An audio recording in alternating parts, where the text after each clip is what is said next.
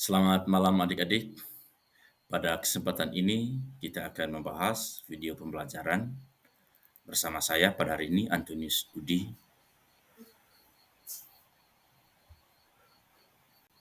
Pada kesempatan ini kita sama-sama membahas pada bab 3, Yesus tampil di depan umum.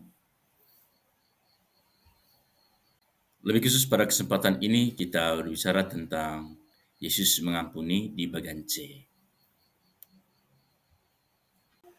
Adapun tujuan pembelajaran kita hari ini yaitu melalui berbagai metode pembelajaran, peserta didik mampu memahami ajaran Yesus tentang pengampunan dan berusaha meneladani Yesus dengan menumbuh kembangkan sikap dan perilaku mau mengampuni orang yang bersalah kepadanya serta memberinya kesempatan untuk bertobat.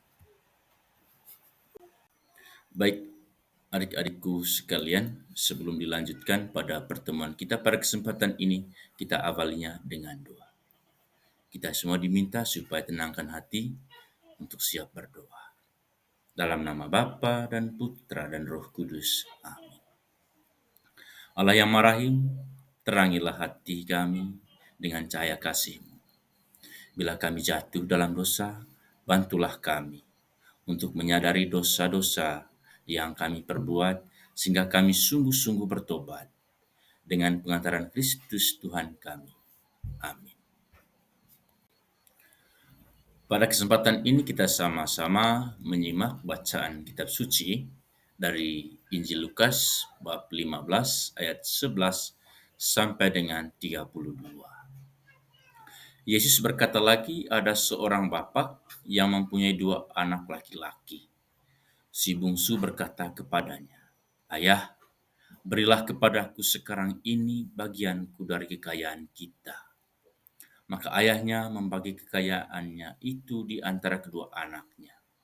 Beberapa hari kemudian, anak bungsu itu menjual bagian warisannya, lalu pergi ke negeri yang jauh. Di sana, ia memboroskan uangnya dengan hidup berfoya-foya.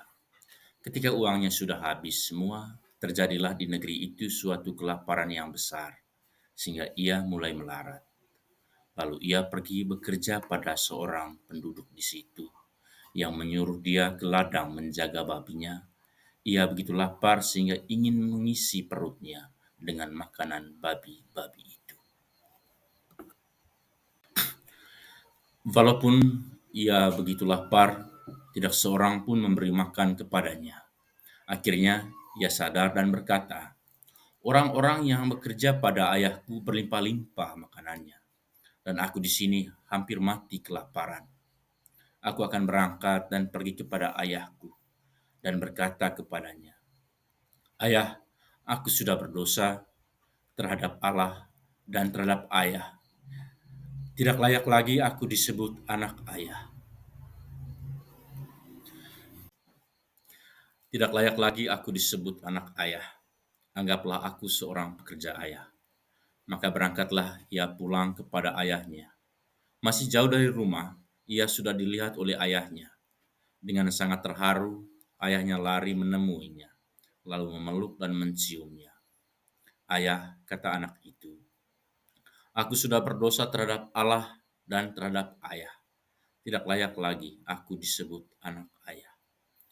Tetapi ayahnya memanggil pelayan-pelayannya dan berkata, 'Cepat, ambillah pakaian yang paling bagus dan pakailah kepadanya. Kenakanlah cincin pada jarinya dan sepatu pada kakinya. Sesudah itu, ambillah anak sapi yang gemuk dan sembelihlah.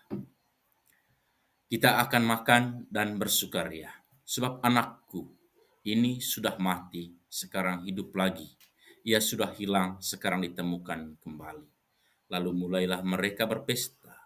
Sementara itu anak yang sulung ada di ladang. Ketika ia pulang dan sampai di dekat rumah, ia mendengar suara musik dan tari-tarian. Ia memanggil salah seorang dari pelayan-pelayannya, lalu bertanya, 'Ada apa ini di rumah?' Pelayan itu menjawab, 'Adik Tuan kembali, dan ayah Tuan sudah menyuruh menyembelih anak sapi yang gemuk. sebab ia sudah mendapat kembali anaknya dalam keadaan selamat. Anak yang sulung itu marah sekali sehingga ia tidak mau masuk ke rumah. Lalu ayahnya keluar dan membujuk dia masuk. Tetapi ia berkata, "Bertahun-tahun lamanya aku bekerja mati-matian untuk ayah. Tidak pernah aku membantah perintah ayah. Dan apakah yang ayah berikan kepadaku? Seekor kambing pun belum pernah ayah berikan untuk aku. Tidak pernah aku membantah perintah ayah. Dan apakah yang ayah berikan kepadaku? Seekor kambing pun belum pernah ayah berikan untuk aku berpesta dengan kawan-kawanku. Anak ayah itu sudah menghabiskan kekayaan ayah, tapi begitu ia kembali, ayah menyembelih anak sapi yang gemuk untuknya. Tidak pernah aku membantah perintah ayah. Dan apakah yang ayah... Anak ayah itu sudah menghabiskan kekayaan ayah. Tetapi begitu ia kembali, ayah menyembelih anak sapi yang gemuk untuknya. Anakku, jawab ayahnya, engkau selalu ada di sini dengan aku. Semua yang kumiliki adalah milikmu juga. Tetapi kita harus berpesta dan bergembira, sebab adikmu itu sudah mati, tetapi sekarang hidup lagi. Ia sudah hilang, tetapi sekarang telah dapatkan kembali.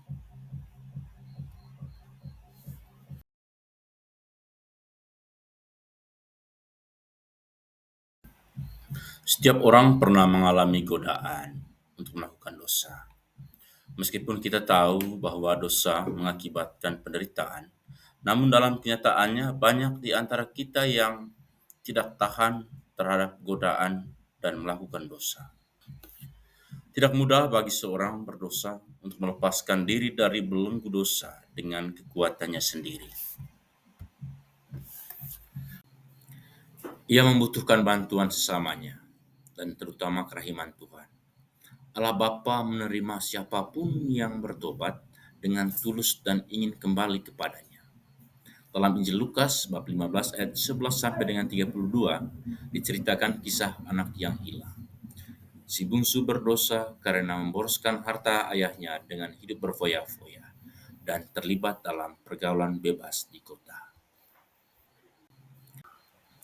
Setelah hartanya habis, ia pun jatuh miskin dan menderita kelaparan. Saat itulah ia teringat akan kebaikan bapaknya.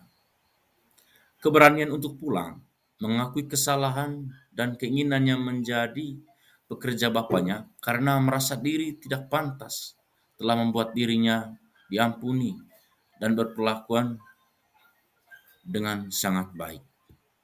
Bapaknya menerimanya dengan senang hati, memakaikan pakaian dan cincin yang baru, bahkan membuat pesta untuk menyambut kembali anaknya yang hilang. Tuhan yang marahim akan menerima orang berdosa yang bertobat. Meskipun si bungsu telah berdosa, Tuhan tetap mencintainya. Tuhan menuntunnya untuk kembali ke jalan yang benar. Tuntunan Tuhan ini sering ditanggapi beragam oleh orang-orang berdosa. Ada yang menurutinya, namun ada juga yang mengabaikannya. Akan tetapi si bungsu memilih untuk menanggapi tawaran Tuhan dengan sikap positif. Ia memutuskan untuk bertobat. Melalui pelajaran ini, peserta didik diharapkan agar senantiasa waspada terhadap godaan untuk melakukan dosa. Sebab godaan itu kelihatannya menarik dan menyenangkan, namun akhirnya akan membuat kita menderita. Apabila jatuh ke dalam dosa, hendaknya segera bertobat seperti yang dilakukan si bungsu dalam kisah anak yang hilang. Sebab hanya dengan bertobat kita bisa merasakan kembali hidup damai dengan Tuhan dan sesama. Bisa mendapatkan kembali berkat dan sukacita dari Allah Bapa di surga. Baik adik-adikku sekalian yang saya kasihi, dengan demikian perjumpaan kita pada kesempatan ini berakhir. Kita akan berjumpa lagi pada pertemuan-pertemuan berikutnya. Sekian dan terima kasih.